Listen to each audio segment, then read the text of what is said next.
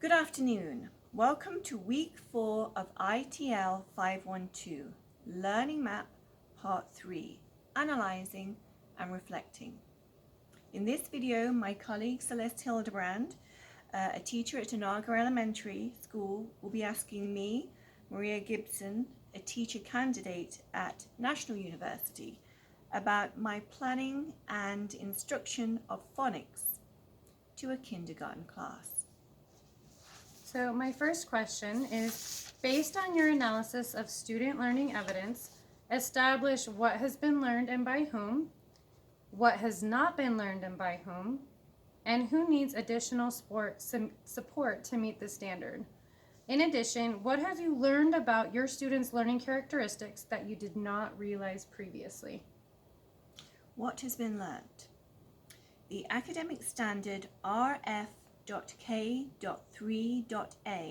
to demonstrate basic knowledge of one-to-one letter-sound correspondences by producing the primary or many of the most frequent sounds for each consonant. My goal was for students to recognize a variety of letters, to state the letter name and sound, and to distinguish between a capital and lowercase letter. My social emotional goal was for students to raise their hand to answer a question, sit on the carpet and at their desks appropriately, focus on the pocket chart, whiteboard, and work in groups. Part 1 of the lesson used a pocket chart and index cards. The students were seated on the carpet. As I explained the objective, the students responded appropriately and with good vocal characteristics. When I pointed to the letter B, all the students clearly articulated the name. Equally, when I said the sound, they all articulated the B sound. All students sang the alphabet song with me very well. During my examples using the letter L and D, the students were able to imitate me clearly for both name and sound vocally. When I asked for volunteers using the letters from A to G, the class did not raise their hands, so this area could do with further work. Gracie was keen to raise her hand to identify the letter F, but instead said it was an A. Kyle said the S sound, which was incorrect.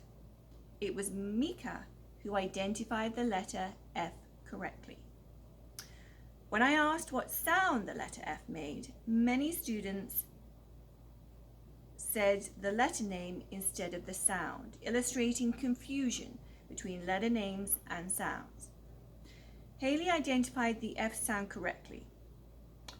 Students were struggling to stay quiet on the carpet and allow peers to respond, such as Eli with the letter E. Eli failed to identify the letter E. Cameron could identify the name of the letter E.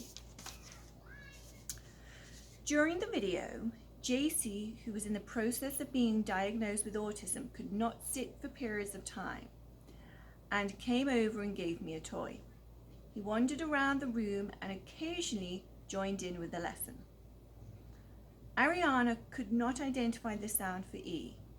Esmeralda identified the name instead of the sound, demonstrating confusion. Nevaeh could not identify the sound for E. It was Cameron again who could clearly say the sound for E. When I held up the letter C, Wyatt said it was an E. Kyle said the sound for C, not the name, illustrating confusion. Caesar correctly identified the letter C. Haley correctly made the K sound. Overall, analyzing the video and the student responses, this kindergarten class can sing the alphabet song effectively and imitate the teacher making the letter names and sounds. When it came to individual students, there was confusion between letter names and sounds and incorrect names for letters. A few students, such as Cameron and Haley, consistently got correct answers. JC was not really participating, but was observing the interaction. When I explained capital letters and lowercase letters, the students did not know which was which. The students did not look sure. Therefore, I would say the majority of students did not know the difference. Looking at part 2, I used the whiteboard Elmo and the A worksheet and the B worksheet. It took the students a while to get quiet at their desks and listen to instruction. This could do with practice. The class as a group did identify the letter A and the sound. Looking at the worksheets,